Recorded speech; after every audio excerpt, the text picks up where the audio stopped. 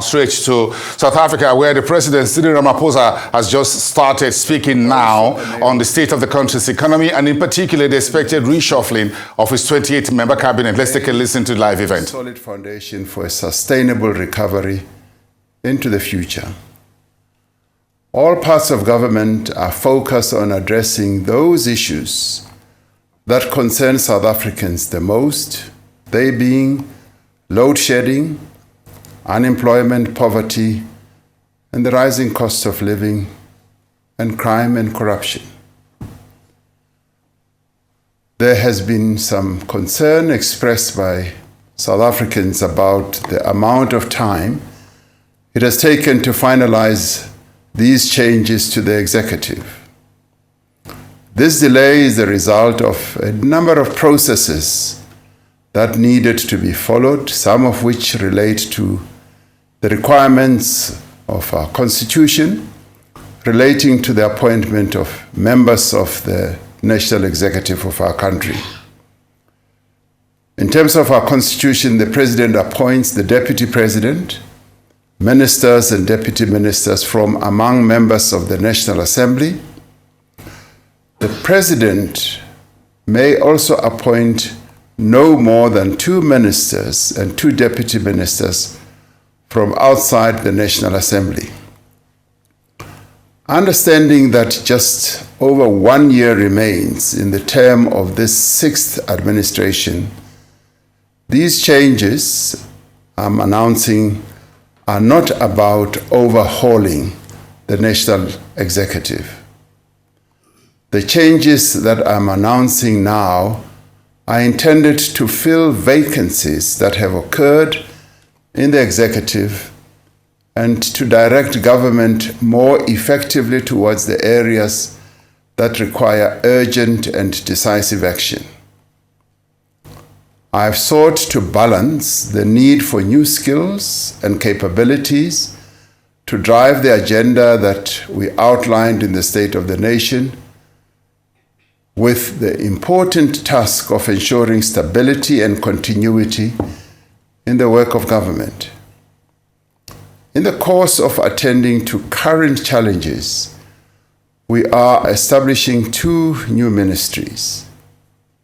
The first of these is the Minister for Electricity to deal with the immediate crisis of load shedding. The second is the Minister with specific responsibility for planning, monitoring, and evaluation to focus greater attention on the performance of government. While this will result in an increase in the number of ministries in the short term, as indicated in the State of the Nation address, I have instructed the Presidency and the National Treasury to develop a proposal to rationalize government departments, entities, and programs to ensure greater efficiencies. This work will result in the reduction of the number of ministries, and it will inform the configuration of government going into the next administration. So we will be reducing the number of ministries as we move forward. We said in the State of the Nation address that our most immediate task is to drastically reduce the severity of load shedding in the coming months and ultimately end load shedding altogether. Our focus is on the full and urgent implementation of the Energy Action Plan that I announced. As government, Eskom and other stakeholders, we are determined and committed to the plan. I'm therefore announcing the appointment of a minister in the Presidency responsible for resolving the energy crisis. The primary task of the new minister will be to significantly reduce the severity and frequency of load shedding as a matter of urgency. Of course, working with a whole range of other entities. To effectively oversee the electricity crisis response, the appointed minister will have political responsibility authority and control over all critical aspects of the Energy Action Plan. This will help to deal with the challenge of fragmentation of responsibility across various departments and ministers, which, while appropriate under normal circumstances, is not conducive to addressing the crisis that we are in. The minister will be expected to facilitate the coordination of the numerous departments and entities involved in the crisis response. The minister will work with ESCOM leadership to turn around the performance of existing power stations and to accelerate the procurement of new generation capacity, working with all colleagues. To enable the minister to do this work, I will, in terms of Section 97 of the Constitution, transfer to the minister certain powers and functions contained in relevant legislation. In the State of the Nation address, I announced that a national state of disaster had been declared to respond to the electricity crisis and its social and economic impact. The recently published disaster regulations empower the Minister of Electricity to issue directions to, among others, exclude critical facilities from load shedding where technically feasible, to expedite various regulatory processes for energy projects and enable ESCOM to undertake critical maintenance more quickly and efficiently.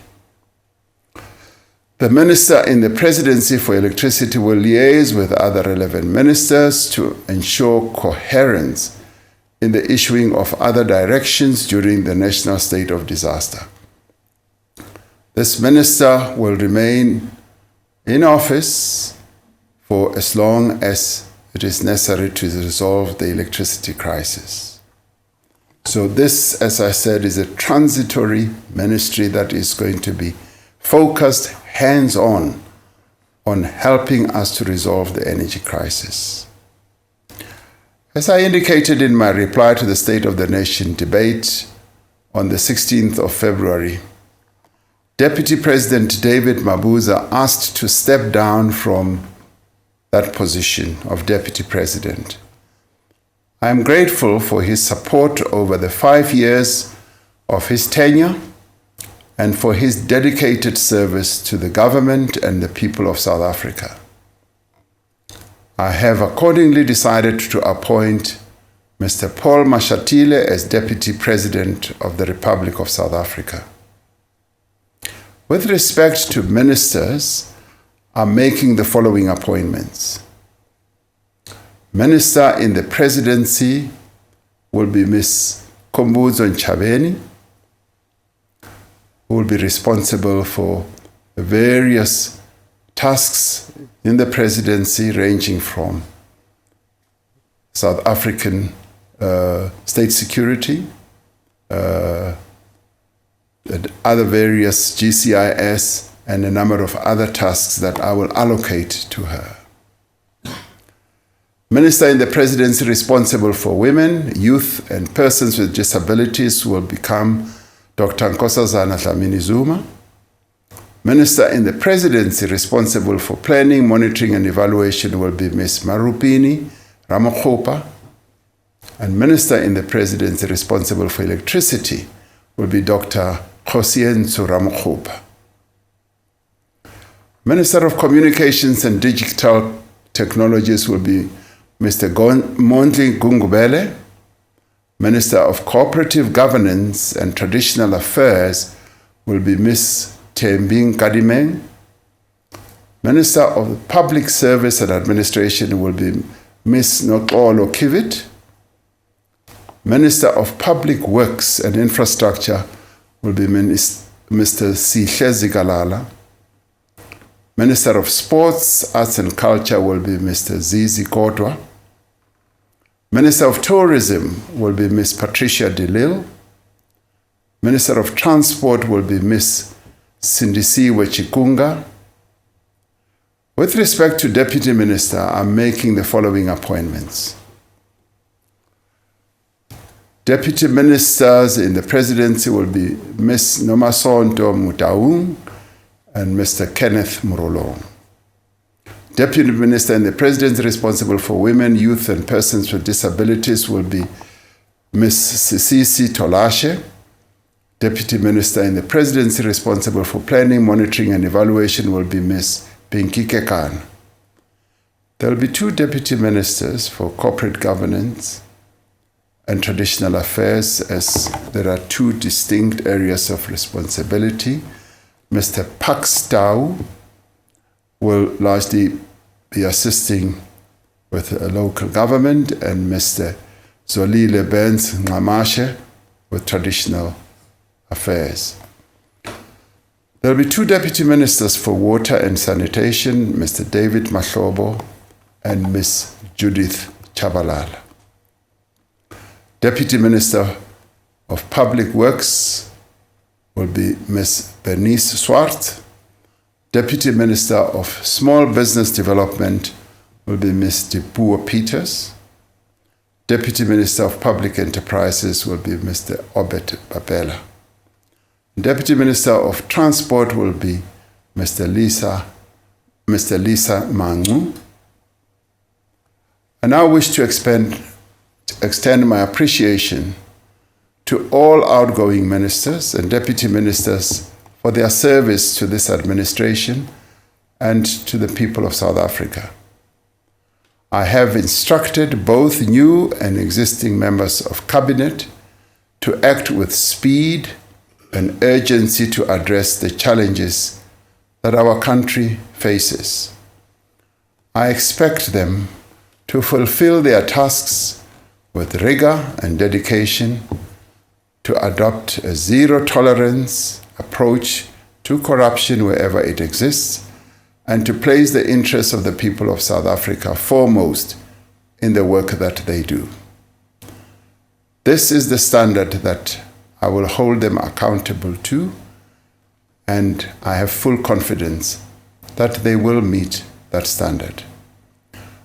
In the end, we must waste no time and spare no effort in restoring the promise of South Africa, the promise that our people expect us to meet. I thank you, and our apologies for keeping you waiting for much longer than it was necessary. Thank you.